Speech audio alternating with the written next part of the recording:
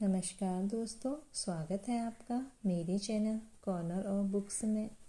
आज मैं आपके लिए पुनः मुंशी प्रेमचंद जी की कहानी लाई हूँ, जिसका शीर्षक है पत्नी से पति। अगर आपको यह कहानी पसंद आती है तो वीडियो को लाइक, सब्सक्राइब और शेयर अवश्य करें।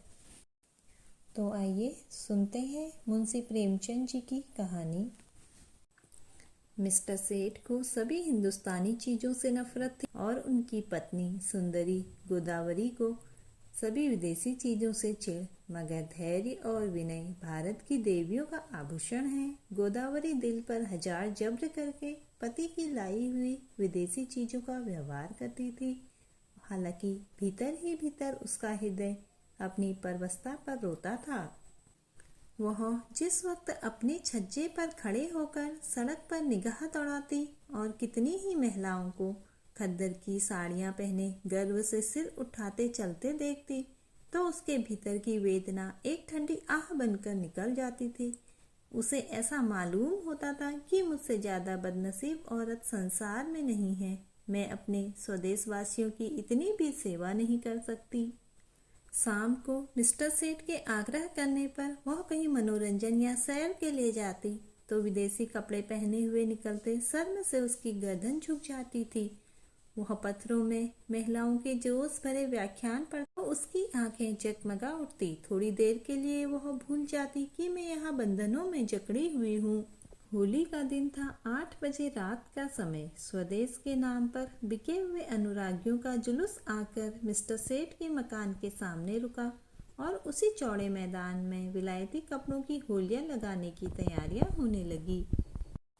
गोदावरी अपने कमरे में खिड़की पर खड़ी यह समारोह देखती थी और दिल महसूस कर रह जाती थी कि एक वह है जो यह खुश खुश आज़ादी के नशे मतवाले गर्व से सिर उठाए होली लगा रहे हैं, और एक मैं हूँ कि पिंजरे में बंद पक्षी की तरह फड़फड़ा रही हूँ। इन तिल्लियों को कैसे तोड़ दूँ? उसने कमरे में निगाह दौड़ाई। सभी चीजें विदेशी थी, स्वदेशी का एक सूत भी न था। यही चीजें वहां जलाई जा रही थी और वही चीजें यहाँ उसके हृदय में संचित ग्लानि की भांति संदूकों में रखी हुई थी। उसके जी में एक लहर उठ रही थी कि इन चीजों को उठाकर उसी होली में डाल दें, उसकी सारी ग्लानि और दुर्बलता जलकर भस्म हो जाए। मगर पति की अप्रसन्नता के भय ने उसका हाथ पकड़। सहसा मिस्टर सेठ ने अंदर आकर कहा, जरा इन सिरफरों को देखो, कपड़े जला रहे हैं। यह पागलपन, उन्माद और विद्रोह नहीं तो और क्या है? किसी ने सच कहा है, हिंदुस्तानियों के न अक्ल आई है न आएगी। कोई कल भी तो सीधी नहीं है। गोदावरी ने कहा, तुम भी हिंदुस्तानी हो? सेठ ने गर्म होकर कहा, हाँ, लेकिन मुझे इसका हमेशा खेद रहता है कि ऐसे अभागे देश में क्यों पैदा हुआ। मैं नहीं चाहता कि कोई मुझे हिंदुस्तानी कहे या समझे। कम से कम मैंने आचार व्यवहार, रीति नीति, कर्म वचन में कोई ऐसी बात नहीं रखी जिससे हमें कोई हिंदुस्तानी होने का कलंक लगाए। पूछिए, जब हमें 8 आने गज में बढ़िया कपड़ा मिलता है तो हम क्यों मोटा टाट खरीदें? इस विषय में हर एक को पूरी स्वाधीनता होनी चाहिए। न जाने क्यों गवर्नमेंट ने इन दुष्टों को यहाँ जमा होने दिया। अगर मेरे हाथ में अधिकार होता तो सबों को जहन्नुम रसीद कर देता, तब आटे दाल का भाव मालूम होता। गोदावरी ने अपने शब्द में तीक्ष्ण तिरस्कार भर के कहा, तुम्हें अपने भाइयों का जरा ख्याल नहीं आता? भारत के सिवा और भी कोई देश है जिस पर किसी दूसरी जाति के शासन हो? छोटे छोटे राष्ट्र भी किसी दूसरी जाति के गुलाम बनकर नहीं रहना चाहते। क्या एक हिंदुस्तानी के लिए यह लज्जा की बात नहीं है कि वह अपने ही भाइयों के साथ अन्याय करे? सेठ ने भौहें चढ़ाकर कहा, मैं इन्हें अपना भाई नहीं समझता। गोदावरी, आखिर तुम्हें सरकार जो वेतन देती है वह इन्हीं की जेब से तो आता है। सेठ, मुझे इससे कोई मतलब नहीं कि मेरा वेतन किसकी जेब से आता है। मुझे जिसके हाथ से मिलता है वह मेरा स्वामी है। न जाने इन दुष्टों को क्या सनक सवार हुई। कहते हैं भारत आध्यात्मिक देश है। क्या आध्यात्म का यही आशय कि परमात्मा के विधानों का विरोध किया जाए? जब यह मालूम है कि परमात्मा की इच्छा के विरुद्ध एक पत्ती भी नहीं हिल सकती, तो यह मुमकिन है कि इतना बड़ा देश परमात्मा की मर्जी के बगैर अंग्रेजों के अधीन हो। क्यों इन दीवानों को इतनी अक्ल नहीं आती कि जब तक परमात्मा की इच्छा न होगी कोई अंग्रेजों का बाल भी बांका न कर सकेगा। गोदावरी, तो फिर क्यों नौकरी करते हो? परमात्मा की इच्छा होगी तो आप भोजन मिल जाएगा। बीमार होते हो तो क्यों दौड़े वैद्य के घर जाते हो? परमात्मा उन्हीं की मदद करता है जो अपनी मदद आप करते हैं। सेठ, बेशक करता है, लेकिन अपने घर में आग लगा देना, घर की चीजों को जला देना ऐसे काम हैं जिन्हें परमात्मा कभी पसंद नहीं कर सकता। गोदावरी, तो यहाँ के लोगों को चुपचाप बैठे रहना चाहिए। सेठ, नहीं, रोना चाहिए। इस तरह रोना चाहिए जैसे बच्चे माता के दूध के लिए रोते हैं। सहसा होली जली, आग की शिखाएं आसमान से बातें करने लगी, मानो स्वाधीनता की देवी अग्नि वस्त्र धारण किए हुए आकाश के देवताओं से गले मिलने जा रही हो। दीनानाथ ने खिड़की बंद कर दी। उनके लिए यह दृश्य भी असहाय था। गोदावरी इसी तरह खड़ी रही जैसे कोई गाय कसाई के खूंटे पर खड़े हो। उसी वक्त किसी के गाने की आवाज आई। गोदावरी के विषाद से भरे हुए हृदय में एक चोट लगी। उसने खिड़की खोल दी और नीचे की तरफ झांका। होली अब भी जल रही थी और एक अंधा लड़का अपनी खंजरी बजाकर गा रहा था, वतन की देखिए तकदीर कब बदलती है। वह खिड़की के सामने पहुंचा तो गोदावरी ने पुकारा, ओ अंधे। अंधा खड़ा हो गया। गोदावरी ने संदूक खोला पर उसमें से उसे एक पैसा मिला।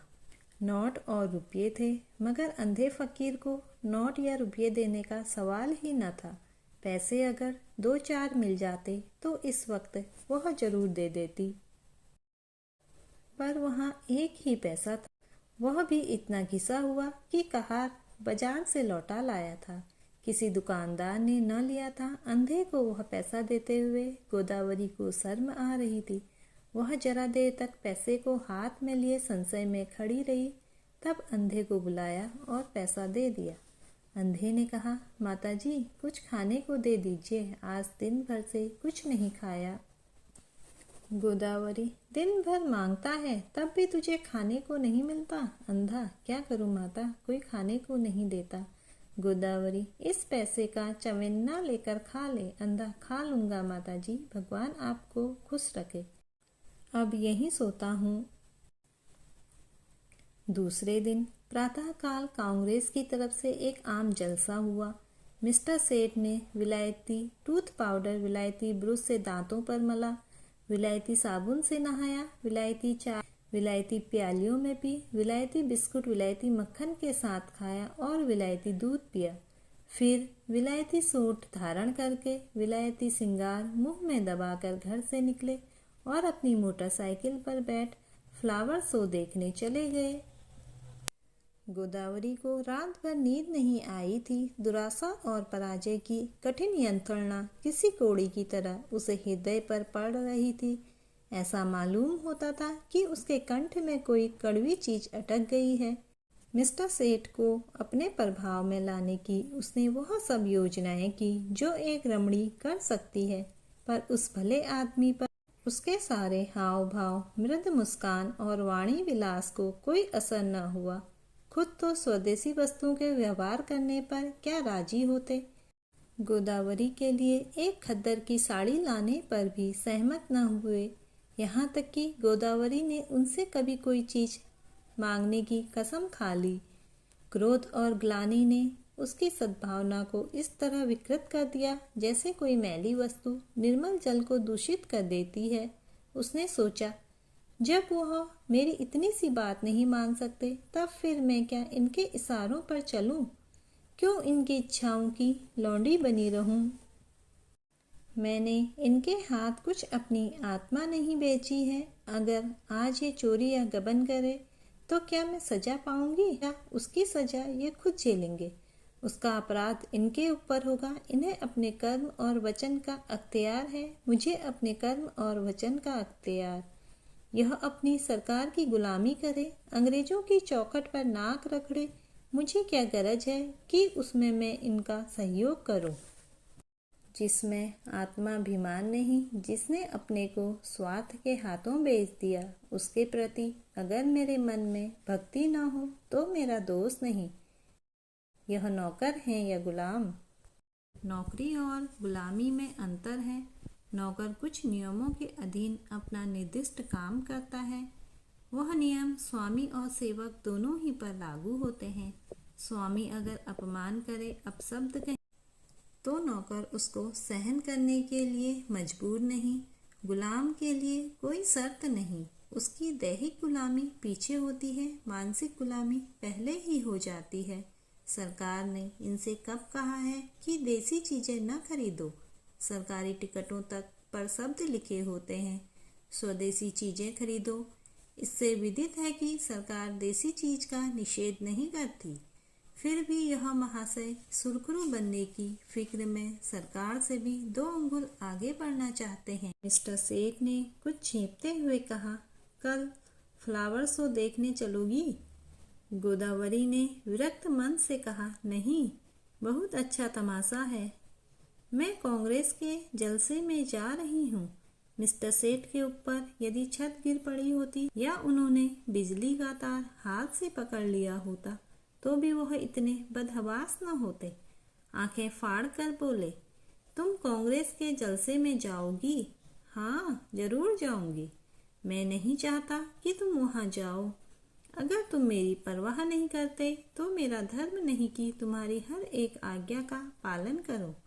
मिस्टर सेठ ने आंखों में विष भर कर कहा, नतीजा बुरा होगा। गोदावरी मानो तलवार के सामने छाती खोल कर बोली, इसकी चिंता नहीं, तुम किसी के ईश्वर नहीं हो। मिस्टर सेठ खूब गर्म पड़े, धमकियां दी, आखिर मुंह फेर कर लेटे रहे। प्रातःकाल फ्लावर शो जाते समय भी उन्होंने गोदावरी से कुछ न कहा। गोदावरी जिस समय कांग्रेस के जलसे में पहुंची तो कई हजार मर्दों और औरतों का जमाव था। मंत्री ने चंदे की अपील की थी और कुछ लोग चंदा दे रहे थे। गोदावरी उस जगह खड़ी हो गई जहां और स्त्रियां जमा थी और देखने लगी कि लोग क्या देते हैं। अधिकांश लोग 2-2, 4-4 आने ही दे रहे थे। वहां ऐसा धनवान था ही कौन? उसने अपनी जेब टटोली तो 1 रुपया निकला। उसने समझा यह काफी है। इसी इंतजार में थी कि झोली सामने आवे तो उसमें डाल दूं। सहसा वही अंधा लड़का जिसे कि उसने पैसा दिया था न जाने किधर से आ गया और ज्यों ही चंदे की झोली उसके सामने पहुंची, उसने उसमें कुछ डाल दिया। सबकी आंखें उसकी तरफ उठ गई। सबको कौतूहल हो रहा था कि अंधे ने क्या लिया। कहीं 1 आध पैसा मिल गया होगा। दिन भर गला फाड़ता है, तब भी तो उस बेचारे को रोटी नहीं मिलती। अगर यही गाना पिशाच और साज के साथ किसी महफिल में होता तो रुपये बरसते, लेकिन सड़क पर गाने वाले अंधे की कौन परवाह करता है। झोली में पैसा डालकर अंधा वहां से चल दिया और कुछ दूर जाकर गाने लगा। सभापति ने कहा, मित्रों देखिए, यह वह पैसा है जो एक गरीब अंधा लड़का इस झोली में डाल गया है। मेरी आंखों में इस 1 पैसे की कीमत किसी अमीर के 1000 रुपये से कम नहीं। शायद यही इस गरीब की सारी बिसात होगी। जब ऐसे गरीबों की सहानुभूति हमारे साथ है तो मुझे सत्य की विजय में संदेह नहीं मालूम होता। हमारे यहाँ क्यों इतने फकीर दिखाई देते हैं? या तो इसलिए कि समाज में इन्हें कोई काम नहीं मिलता, या दरिद्रता से पैदा हुई बीमारियों के कारण यह अब इस योग्य ही नहीं रह गए कि कुछ काम करें, या भिक्षावृत्ति ने इनमें कोई सामर्थ्य ही नहीं छोड़ी। स्वराज्य के सिवा इन गरीबों का अब उद्धार कौन कर सकता है? देखिए, वह गा रहा है। इस पीड़ित हृदय में कितना उत्सर्ग! क्या अब भी कोई संदेह कर सकता है कि हम किसकी आवाज है? पैसा ऊपर उठाकर आप में कौन इस रत्न को खरीद सकता है? गोदावरी के मन में जिज्ञासा हुई, क्या वह वही तो पैसा नहीं है जो रात मैंने उसे दिया था? क्या उसने सचमुच रात को कुछ नहीं खाया? उसने जाकर समीप से पैसे को देखा जो मेज पर रखा दिया गया था। उसका हृदय धक से हो गया। यह वही घिसा हुआ पैसा था। उस अंधे की दशा, उसके त्याग का स्मरण करके गोदावरी अनुरक्त हो उठी थी। कांपते हुए स्वर में बोली, मुझे आप यह पैसा दे दीजिए, मैं 5 रुपये दूंगी। सभापति ने कहा, एक बहन इस पैसे के दाम 5 रुपये दे रही है। दूसरी आवाज आई, 10 रुपये। तीसरी आवाज आई, 20 रुपये। गोदावरी ने इस अंतिम व्यक्ति की ओर देखा। उसके मुख पर आत्माभिमान झलक रहा था, मानो कह रहा हो कि यहाँ कौन है जो मेरी बराबरी कर सके। गोदावरी के मन में स्पर्धा का भाव जाग उठा। चाहे कुछ हो जाए, इसके हाथ में यह पैसा न जाए। समझता है इसने 20 रुपये क्या कह दिए, सारे संसार का मोल ले लिया। गोदावरी ने कहा, 40 रुपये। उस पुरुष ने तुरंत कहा, 50 रुपये। हजारों आंखें गोदावरी की ओर उठ गई, मानो कह रही हो अब कि आप ही हमारी लाज रखिए। गोदावरी ने उस आदमी की ओर देखकर धमकी से मिले हुए स्वर में कहा, 100 रुपये। धनी आदमी ने भी तुरंत कहा, 120 रुपये। लोगों के चेहरे पर हवाइयाँ उड़ने लगी। समझ के इसी के हाथ विजय रही। निराश आंखों से गोदावरी की ओर ताकने, मगर जो ही गोदावरी के मुंह से निकला 150 की चारों तरफ तालियां पड़ने लगी, मानो किसी दंगल के दर्शक अपने पहलवान की विजय पर मतवाले हो गए हो। उस आदमी ने फिर कहा, 250। गोदावरी बोली, 200। फिर चारों तरफ से तालियां पड़ी। प्रतिद्वंदी ने अब मैदान से हट जाने में ही अपनी कुशल समझी। गोदावरी विजय के गर्व पर नम्रता का पर्दा डाले हुए खड़ी थी और हजारों शुभकामनाएं उस पर फूलों की तरह बरस रही थी। जब लोगों को मालूम हुआ कि यह देवी मिस्टर सेठ की बीवी है, तो उन्हें ईर्ष्यामय आनंद के साथ उस पर दया भी आई। मिस्टर सेठ अभी फ्लावर शो में ही थे कि एक पुलिस के अफसर ने उन्हें यह घातक संवाद सुनाया। मिस्टर सेठ सकते में पड़ गए, मानो सारी देह शून्य पड़ गई हो। फिर दोनों मुट्ठियां बांध ली, दांत पीसे, ओंठ चबाए और उसी वक्त घर चले। उनकी मोटरसाइकिल कभी इतनी तेज न चली थी। घर में कदम रखते ही उन्होंने चिंगारियों भरी आंखों से देखते हुए कहा, क्या तुम मेरे मुंह में कालिक पुतवाना चाहती हो? गोदावरी ने शांत भाव से कहा, कुछ मुंह से भी तो कहो, या गालियां ही दिए जाओगे? तुम्हारे मुंह में कालिक लगेगी तो क्या मेरे मुंह में न लगेगी? तुम्हारी जड़ खुदेगी तो मेरे लिए दूसरा कौन सा सहारा है? मिस्टर सेठ, सारे शहर में तूफान मचा हुआ है, तुमने मेरे लिए रुपये दिए क्यों? गोदावरी ने उसी शांत भाव से कहा, इसलिए कि मैं उसे अपना ही रुपया समझती हूँ। मिस्टर सेठ दांत किटकिटा कर बोले, हरगिज नहीं, तुम्हें मेरा रुपया खर्च करने का कोई हक नहीं है। गोदावरी, बिल्कुल गलत। तुम्हारे खर्च करने का तुम्हें जितना अख्तियार है उतना ही मुझको भी है। हाँ, जब तलाक का कानून पास करा लोगे और तलाक दे दोगे तब न रहेगा।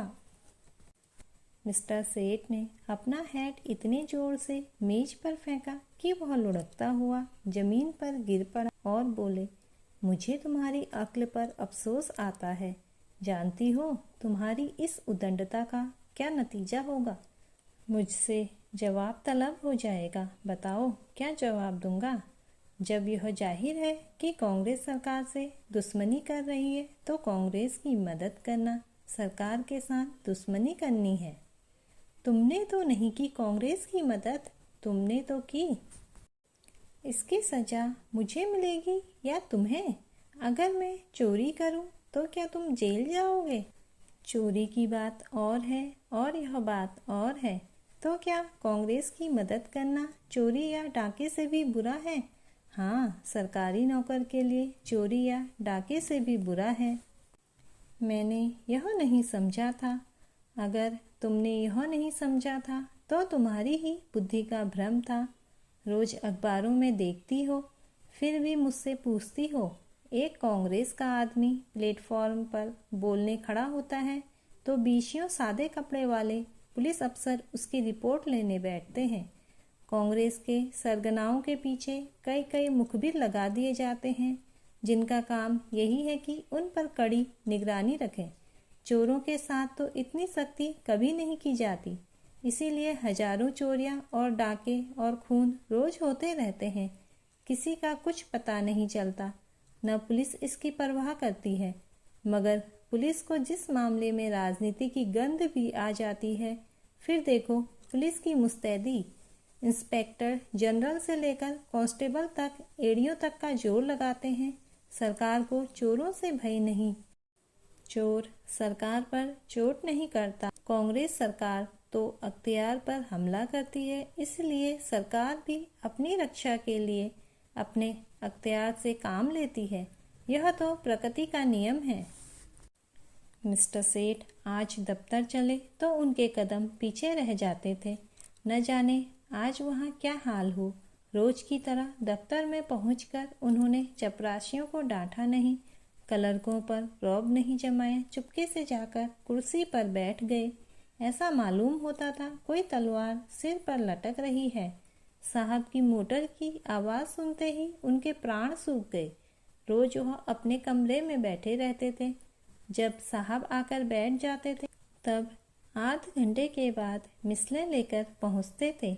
आज वह बरामदे में खड़े थे। साहब उतरे तो झुककर उन्हें सलाम किया, मगर साहब ने मुंह फेर लिया। लेकिन वह हिम्मत नहीं हारे, आगे बढ़कर पर्दा हटा दिया। साहब कमरे में गए तो सेठ साहब ने पंखा खोल दिया, मगर जान सूखी जाती थी कि देखें कब सिर पर तलवार गिरती है। साहब ज्यों ही कुर्सी पर बैठे, सेठ ने लपक कर सिगार, केस और दियसलाई मेज पर रख दी। एकाएक ऐसा मालूम हुआ मानो आसमान फट गया हो। साहब गरज रहे थे, तुम दगाबाज आदमी हो। सेठ ने इस तरह साहब की तरफ देखा जैसे उनका मतलब नहीं समझे। साहब ने फिर गरज कर कहा, तुम दगाबाज आदमी हो। मिस्टर सेठ का खून गर्म हो उठा। बोले, मेरा तो ख्याल है कि मुझसे बड़ा राजभक्त इस देश में न होगा। साहब तुम नमक हराम आदमी हो। मिस्टर सेठ के चेहरे पर सुर्खी आई। आप व्यर्थ ही अपनी जबान खराब कर रहे हैं। साहब तुम शैतान आदमी हो। मिस्टर सेठ की आंखों में सुर्खी आई। आप मेरी बेइज्जती कर रहे हैं। ऐसी बातें सुनने की मुझे आदत नहीं है। साहब चुप रहो, यू ब्लडी। तुमको सरकार 500 रुपये इसलिए नहीं देता कि तुम अपनी वाइफ के हाथ से कांग्रेस का चंदा दिलवाएं। तुमको इसलिए सरकार रुपया नहीं देता। मिस्टर सेठ को अपनी सफाई देने का अवसर मिला। बोले, मैं आपको विश्वास दिलाता हूँ कि मेरी वाइफ ने सरासर मेरी मर्जी के खिलाफ रुपये दिए हैं। मैं तो उस वक्त फ्लावर शो देखने गया था, जहाँ मिस फ्रॉक का गुलदस्ता 5 रुपये में लिया। वहाँ से लौटा तो मुझे यह खबर मिली। साहब ओ तुम हमको बेवकूफ़ बनाता है। यह बात अग्निशिला की भांति जो ही साहब के मस्तिष्क में घुसी, उनके मिजाज का पारा उबाल के दर्जे तक पहुँच गया। किसी हिंदुस्तानी की इतनी मजाल कि उन्हें बेवकूफ़ बनाए। वह जो हिंदुस्तान के बादशाह हैं, जिनके पास बड़े बड़े तालुकेदार सलाम करने आते हैं, जिनके नौकरों को बड़े बड़े रईस नजराना देते हैं, उन्हीं को कोई बेवकूफ़ बनाए, उसके लिए यह असहाय था। रूल उठा कर दौड़ा। लेकिन मिस्टर सेठ भी मजबूत आदमी थे। वह हर तरह की खुशामद किया करते थे, लेकिन यह अपमान स्वीकार न कर सके। उन्होंने रूल का तो हाथ पर लिया और एक डग आगे आगे बढ़कर ऐसा घूसा साहब के मुंह पर रसीद किया कि साहब की आंखों के सामने अंधेरा छा गया। वह इस मुष्टि प्रहार के लिए तैयार न थे। उन्हें कई बार इसका अनुभव हो चुका था कि नेटिव बहुत शांत, दब्बू और गमखोर होता है। विशेषकर साहबों के सामने तो उनकी जबान तक नहीं खुलती। कुर्सी पर बैठकर नाक का खून पोंछने लगा। फिर मिस्टर सेठ से उलझने की उसकी हिम्मत नहीं पड़ी, मगर दिल में सोच रहा था इसे कैसे नीचा दिखाऊं। मिस्टर सेठ भी अपने कमरे में आकर इस परिस्थिति पर विचार करने लगे। उन्हें बिल्कुल खेद न था, बल्कि वह अपने साहस पर प्रसन्न थे। इनकी बदमाशी तो देखो कि मुझ पर रूल चला दिया। जितना दबता था उतना ही दबाए जाता था। मैम यारों को लिए घूमा करती है, उससे बोलने की हिम्मत नहीं पड़ती। मुझसे शेर बन गया। अब दौड़ेगा कमिश्नर के पास, मुझे बर्खास्त कराए बगैर न छोड़ेगा। यह सब कुछ गोदावरी के कारण हो रहा है। बेइज्जती तो हो ही गई, अब रोटियों को भी मोहताज होना पड़ेगा। मुझसे तो कोई पूछेगा भी नहीं, बर्खास्तगी का परवान आ जाएगा। अपील कहाँ होगी? सेक्रेटरी है हिंदुस्तानी, मगर अंग्रेजों से भी ज़्यादा अंग्रेज। होम मेंबर भी हिंदुस्तानी है, मगर अंग्रेजों के गुलाम। गोदावरी के चंदे का हाल सुनते ही उन्हें जुड़ी चढ़ जाएगी। न्याय की किसी से आशा नहीं, अब यहाँ से निकल जाने में ही कुशल है। उन्होंने तुरंत एक इस्तीफा लिखा और साहब के पास भेज दिया। साहब ने उस पर लिख दिया बर्खास्त। दोपहर को जब मिस्टर सेठ मुंह लटकाए हुए घर पहुँचे तो गोदावरी ने पूछा, आज जल्दी कैसे आ गए? मिस्टर सेठ दहकती हुई आंखों से देखकर बोले, जिस बात पर लगी थी वह हो गई, अब रो, सिर पर हाथ रख के। गोदावरी, बात क्या हुई? कुछ कहो भी तो। सेठ, बात क्या हुई? उसने आंखें दिखाई। मैंने चांटा जमाया और इस्तीफा देकर चला आया। गोदावरी, इस्तीफा देने की क्या जल्दी थी? सेठ, और क्या, सिर के बाल नचवाता। तुम्हारा यही हाल है तो आज नहीं कल अलग होना ही पड़ता। गोदावरी, खैर जो हुआ अच्छा ही हुआ, आज से तुम भी कांग्रेस में शरीक हो जाओ। सेठ ने ओंठ चबाकर कहा, लजाओगी तो नहीं, ऊपर से घाव पर नमक छिड़कती हो। गोदावरी, लजाऊं क्यों? मैं तो खुश हूँ कि तुम्हारी बेड़ियाँ कट गई। सेठ, आखिर कुछ सोचा है, काम कैसे चलेगा? गोदावरी, सब सोच लिया, मैं चल कर दिखा दूंगी। हाँ, मैं जो कुछ कहूँ वह तुम किए जाना। अब तक मैं तुम्हारे इशारे पर चलती थी, अब से तुम मेरे इशारे पर चलना। मैं तुमसे किसी बात की शिकायत न करती थी। तुम जो कुछ खिलाते थे खाती थी, जो कुछ पहनाते थे पहनती थी। महल में रखते महल में रहती, झोपड़ी में रखते झोपड़ी में रहती। उसी तरह तुम भी रहना। जो काम करने को कहूँ वह करना, फिर देखो कैसे काम नहीं चलता। बड़प्पन सूट बूट और ठाट बाट में नहीं है। जिसकी आत्मा पवित्र है वही ऊंचा है। आज तक तुम मेरे पति थे, आज से मैं तुम्हारा पति हूँ। सेठ जी उसकी ओर स्नेह की आंखों से देखकर हंस पड़े। अतः इसी के साथ मुंशी प्रेमचंद जी की कहानी यहीं पर समाप्त होती है। अगर आपको कहानी पसंद आए तो वीडियो को लाइक, सब्सक्राइब और शेयर अवश्य करें। धन्यवाद।